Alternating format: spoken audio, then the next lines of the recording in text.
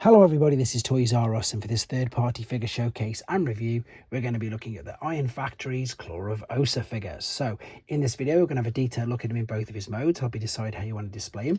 We're going to be comparing him with his original Generation 1 self, just to, I suppose, see how much engineering has improved over the years.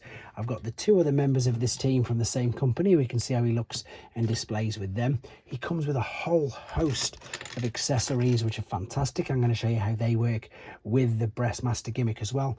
And even though I'm not going to be doing the combining because we've not got all the members yet, I'll show you the rest of the parts that did in fact come in with the packaging. So as I start to move all these out of the way, I'd like to remind anybody who's not subscribed to the channel, if I'd hit that subscribe button for me now please, and also to thank Show Z, which is where this came from, and as you can see they got it to me very quickly and safely. And just to remind you guys as well, you can get one with the direct link in the description as well. Right, let's start off with looking at the packaging, because to be fair, I quite like the packaging.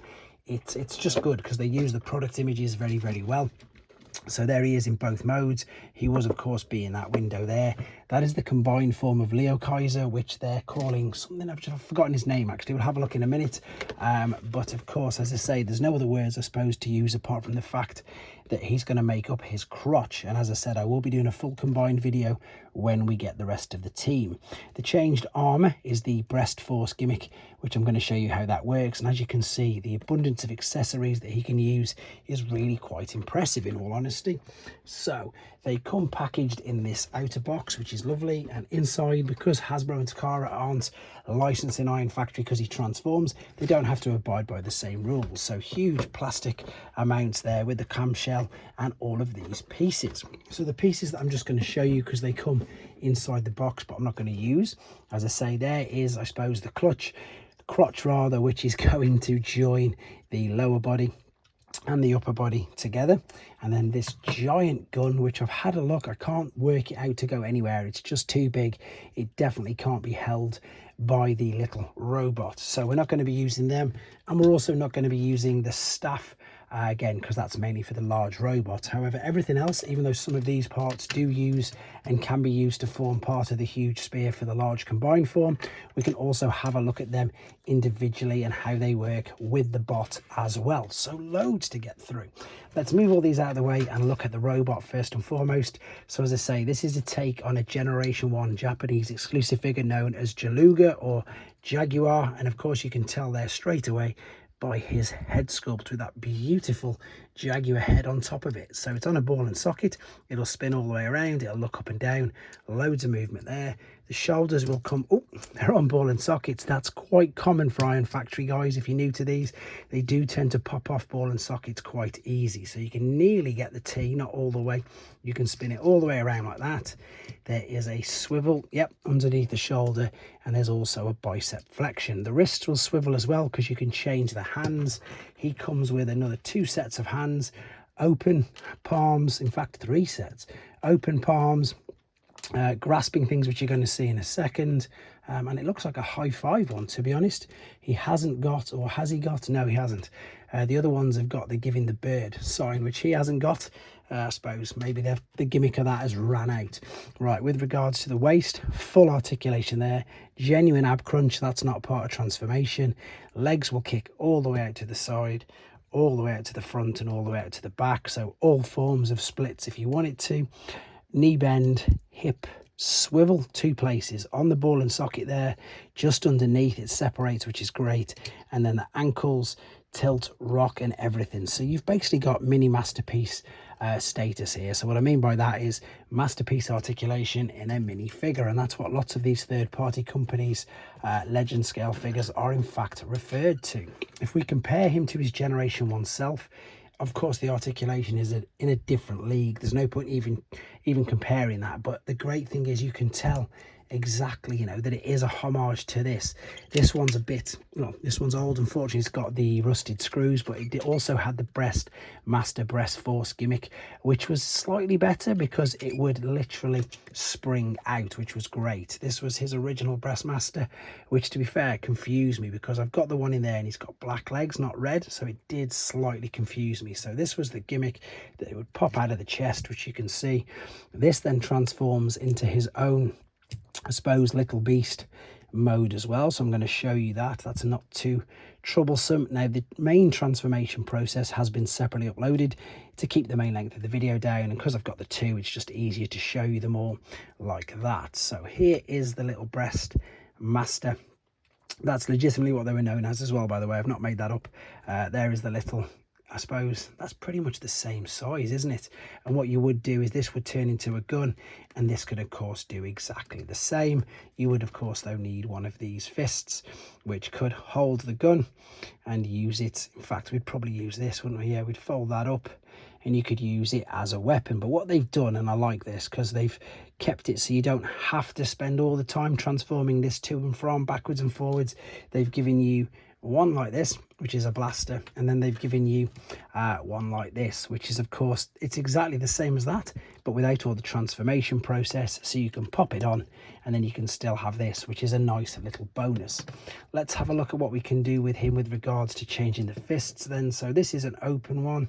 So what you do if you want to do the spear, you'd take one of the sides off, you'd slot this through there. Then of course you can just grab this and then you'd reattach the fist like so. So that's one really cool thing that you can do. The other, really, I think this is even better, to be honest. I don't know where this idea came from, but I really like how this looks. So these fold out as actual handles or grips at the same time. So let's fold these up. Let's again look for the open palms. These fists. Now these are tiny. I'm going to bring some other figures in a second just to give you an idea, I suppose, of how small these are. As I say, they're slightly bigger than what Hasbro called Legends figures a few years back, but they are not as big. Or in fact, I'll just show you in a couple of seconds. They were, I would class, I suppose, as in between deluxe and core class. But look at this. I think this looks great. You can slot. Ooh, it says this, they can be, again, because they are small, obviously don't forget that they will be quite intricate, and indeed they can be quite fiddly because of how small they are. That looks amazing. I love that. It's great. Yes, he's got, unfortunately, the gaps in the forearms because the fists do fold into them, but they've done a good job here of filling in the gaps at the back because they do, again, you fold the feet up into that in the transformation. So that looks stunning. So let me show you what I mean. There's a core class figure, only just a bit bigger, and then this isn't the biggest deluxe, but it looks huge compared to him, obviously. Another, I suppose this is a really small deluxe, and yeah, he's still smaller than the really small deluxe. With regards to other figures and other third party, there's a Mech Fans Toys who is towering above him. There is a New Age, which again, funnily enough, is quite a bit taller than him. And now, of course, this one's going to be nowhere near, but it's still just a bit of fun to bring up. Here's some Doctor Wu figures, which are completely tiny, and indeed an official Takara World's Smallest as well. So as I say, you're looking at just bigger than a core class with these particular figures.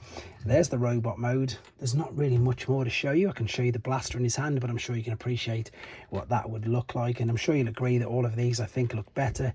It also looks like he's got some fans as well, which you can pop in. As I say, the choice of hands is crazy. Let's have a look at the alternate mode. This again is just as good. Individually pinned wheels, which is great. You can even keep the chest gimmick on. It doesn't hinder it in any way whatsoever. You could take it off if you wanted to, but then the only problem that you've got is because of the abundance of things that he comes with, you've got nowhere, to my knowledge, where you can store any of these. However, the crazy thing with this is look how much smaller the alternate mode is compared to the original. It's loads smaller, whereas whether you got the robot, it's not too much smaller. So it's funny how, and it's clever how a lot of the new figures they do, they expand out because lots of things tuck inside and outside of all of these particular things. Right, let's have a quick more look at the alternate because it is good. I like the fact that you can move these up and down as well. You can see they're on hinges there, which is good. You can also lift these up to give it maybe a little bit more aerodynamic look. If you wanted to, you can move the back wheels. They're on these hinges here. So yeah, nice, compact, and as I say, the most important thing about these figures for me is that these are the more fun. New Age are okay. Magic Square for me drive me nuts because they're just really complicated. In honesty, I find them quite difficult And as I say, exactly that, overcomplicated with loads of panels. There's a G1 Prime, there's an Earthrise Prime. So again, giving you an idea, I suppose, of size compared to some more mainline figures. Right, what else is there to show you? Let me just bring in, to be fair, there's not much. I think I've covered all of this, apart from perhaps showing you, as I say, the instructions. These actually are some pretty good instructions. It perhaps could be that the figure's not too overly complicated. You've got one side, which is the combined mode, and how to use there. You can see the giant gun and the combined pieces, and then you've got the other side, which is the conversion mode, and again with all of these amounts of accessories and how you can use them. There's the giant spear we're going to be able to make with all the rest of the bots, and that's, I think, the last thing to do, to be honest, guys. Bring in the others, just so you can see how the team is starting to look together. So there we go. They've got some crazy names. I can't remember them all off the top of my head. I know one of them's called, is it the Drill of Amdusius, something like that maybe? Either way, we've got Kill Bison, Drillhorn, and Jaruga or Jaluga. That's what I'm going to be calling them. That's their Generation 1 names, and this team is starting to look fantastic. Can't wait to get the rest of them, and as I say, I'll do the proper combining video with them all together and show you how to do all that as well.